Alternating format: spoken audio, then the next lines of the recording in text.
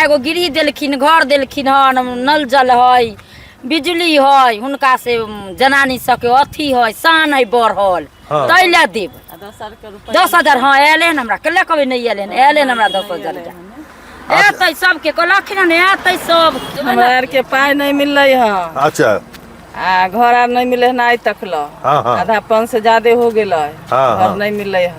आ रास्ता नहीं है, टोला में से रास्ता देती नीतीश कुमार। आ नल जल तो है, पानी है, बिजली है, लेकिन हमरा आर के घर नहीं दिलखिन है, ना पैसा ले हमरा आर के मोबाइल पर। अच्छा तो पैसा नहीं ले, अथियो नहीं बोले, लेकिन वोट दे के बात। हाँ वोट देबन हुनके, वोट देबे हुनके। हाँ काम नहीं भेले तैयो देबन। नमस्कार। फर्स्ट चरण का चुनाव खत्म और जिस तरीके से वोटिंग हुई है, कहने वाले तो कह रहे हैं कि सुनामी आ गया वोटों का। वैसे आंकड़ों की बात करें तो SIR के बाद लगभग 27 लाख वोट कटे भी हैं। फिर भी अगर 65 पार वोटिंग हुई है तो बिहार में 25 वर्ष बाद इस तरीके का वोटिंग होते हुए दिख रहा है। इतने बम्पर वोटिंग का मतलब क्या है? क्या नीतीश कुमार की विदाई का वक्त आ गया है? क्या ये माना जाए कि 14 तारीख को जो वोटर का संदेश आना है वो तेजस्वी के पक्ष में जाएगा? वैसे इन सवालों का जवाब EVM में बंद हो चुका है। अब सिर्फ अटकलें लगाई जा सकती हैं।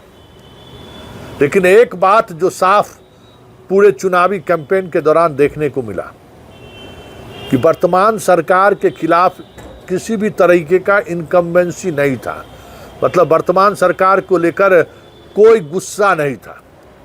इसलिए अगर ये कहा जाए कि इस तरीके की वोटिंग का मतलब है कि सरकार को बदल देना, वो और ज़मीनी हकीकत का दूर दूर तक कोई वास्ता नहीं दिखा है।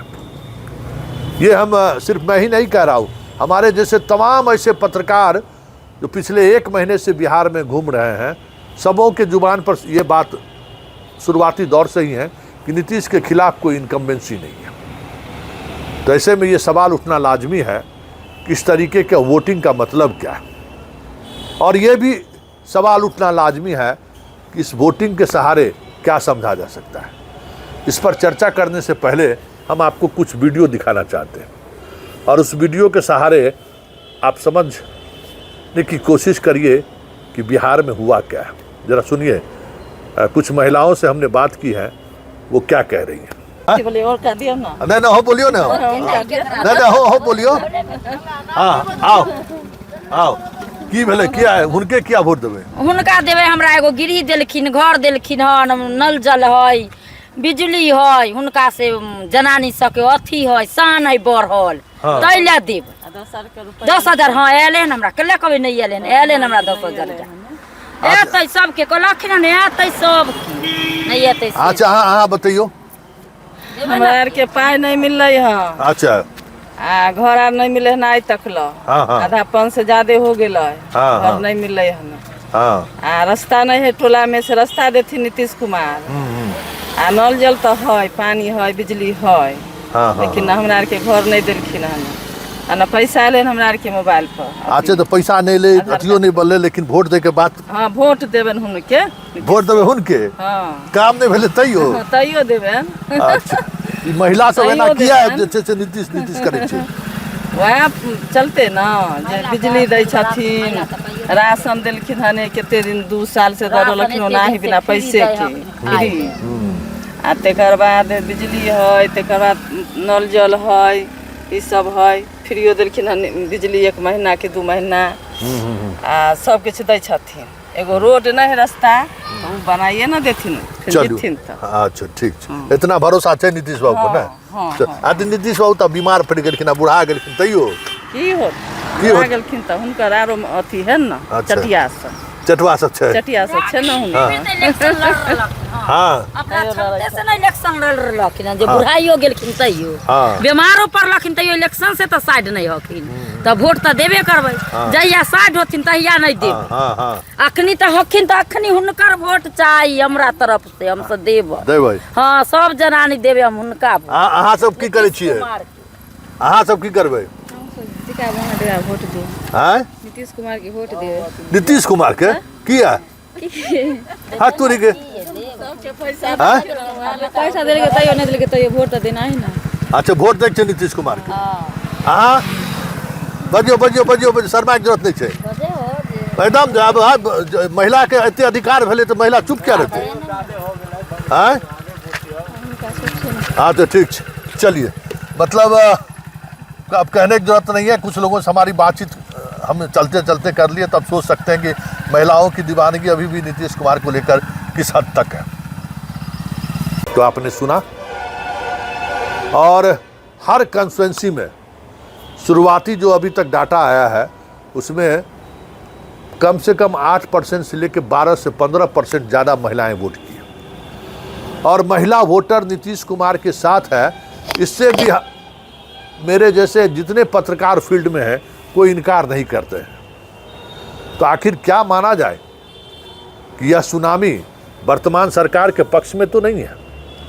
ये भी एक सवाल है, क्योंकि ये सवाल हम इसलिए कह रहे हैं कि महिला वोटर ने जाति धर्म मजहब सारी चीज़ों को सीमाओं को तोड़ डाला है। इसने यादव जो हमने आपको दिखाया है उसमें एक यादव महिला भी है, मतलब यादव और मुसलमान महिलाएं भी नीतीश कुमार के उस योजनाओं को लेकर बाकी जो पिछले 20 वर्षों से वो महिलाओं के लिए काम कर रहे हैं उसको लेकर कहीं न कहीं नीतीश के साथ वो खड़ी रही हैं। और उन महिलाओं से हमने किस तरीके से सवाल किया है वो भी आपने सुना है। तो अगर ये ट्रेंड है तब तो फिर बहुत मुश्किल होगा। वैसे जहाँ तक हमारे साथ काम करने वाले पुराने मित्र टीवी से लेके कशिश से लेके अभी फ़िलहाल यूट्यूब से जुड़े हुए बहुत सारे पत्रकारों से जो हमारी बातचीत हुई है, ग्राउंड में हम खुद गए हैं, तो जो हमें दिखा है सहरसा, नोट कर लीजिए, सहरसा में महागठबंधन मजबूत स्थिति में है और सभी सीट जीत जाए तो कोई बड़ी बात नहीं। वहाँ पान तांती का फैक्टर ज़बरदस्त काम किया है, इसलिए वहाँ कुछ भी रिजल्ट हो सकता है। छपरा का रिजल्ट भी चौंकाने वाला हो सकता है कि एकदम 8-2 हो जाए, 6-4 हो जाए, इस तरीके से महागठबंधन का लहर हमें दिखा।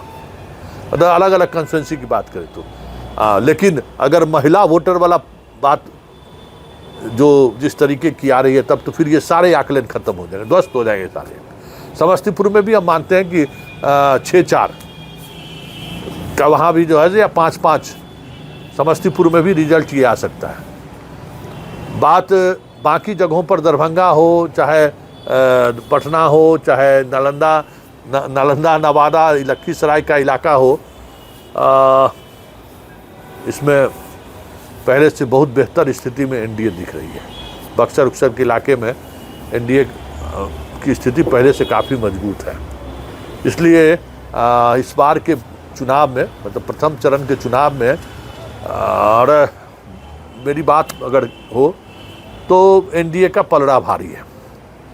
एक और संकेत जो इसकी चर्चा हम कर चुके हैं कि आरजेडी को लेकर मुसलमान सहज नहीं दिखा। ये मुसलमान का सहज ना दिखना कई कंस्टिट्यूंसी में आरजेडी को नुकसान पहुंचा सकता है। और एक बात जो महागठबंधन के बीच कोऑर्डिनेशन का काफ़ी अभाव रहा, और ये अभाव भी हमें लगता है कि तेजस्वी को सीएम के कुर्सी से बहुत पीछे धकेल दे तो कोई बड़ी बात नहीं होगी। हालांकि बात राघोपुर की करें तो बहुत ही कांटे की लड़ाई हुई है, बहुत आसान लड़ाई नहीं होगा, और खेसारी फिसल जाए तो ये भी कोई बड़ी बात नहीं होगी। इस बार ललित यादव की भी कुर्सी दांव पर है, आसान नहीं है इस बार चुनाव, लगातार वो चुनाव जीतते आ रहे हैं, इस बार चुनाव आसान नहीं है।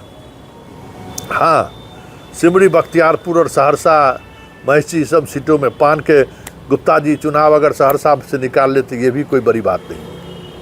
ये सब कुछ सीटें हैं बिहट मतलब का इलाका या मटिहानी की बात करिए तो मटिहानी में बोगो सिंह की स्थिति बेहतर नहीं है। और इस बार कह सकते हैं कि बेगूसराय में कम्युनिस्ट का मास्को कहा जाता है। इस बार मास्को की हवा निकल जाए या इस बार वो पदवी ख़त्म हो जाए तो ये भी कोई बड़ी बात नहीं होगी, क्योंकि सबसे ज़्यादा वोटिंग बेगूसराय में हुआ है, ये बात मान के चलिए।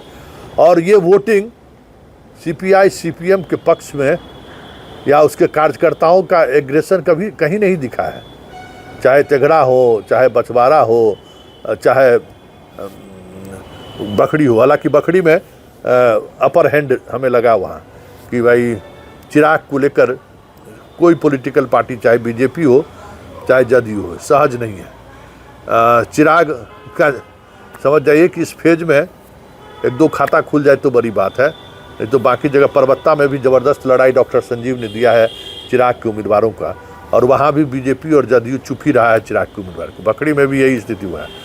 महुआ में तेज प्रताप ने ज़बरदस्त फाइट कम बैक किया है। इस तरीके के जो वीआईपी सीट है उन सीटों पर परिणाम जो भी हो, लेकिन एक रुझान सामने आया है।